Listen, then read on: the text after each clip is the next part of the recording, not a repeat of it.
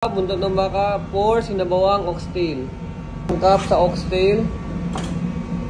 Meron tayong sibuyas, bawang, luya, sili, mais,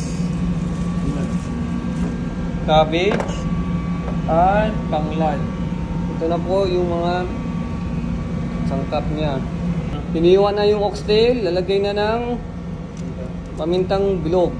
Tao ng laurel, asin, water, 1 oras kalahati, pakulo. Bale 1.5 liter ng water. Pakuluin ng 1 oras kalahati. Mantika, luya, tanglad,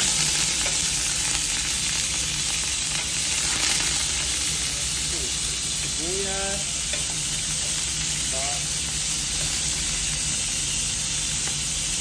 bawang,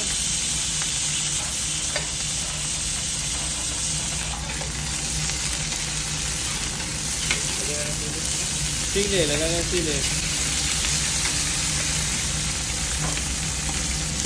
paminta, mix,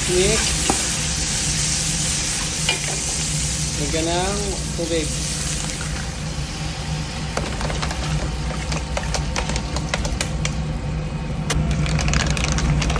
Bale, 3 litrong tubig po yan, ha.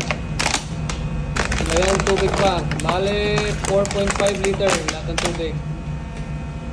Asin, magic sarap.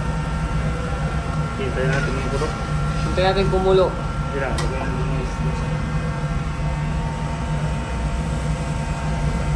Mais, lagyan natin ng mais na. Palumambot na yung mais natin.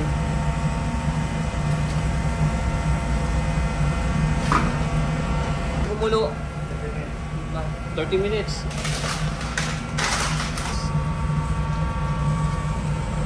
Cabbage. Cabbage, lagyan na. Pakuluin ng 5 minutes.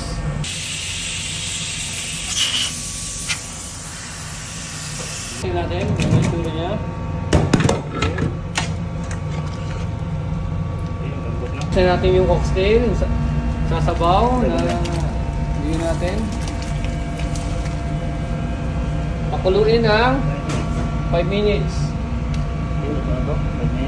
Pagsama lang yung lasa nila. Oxtail soup natin.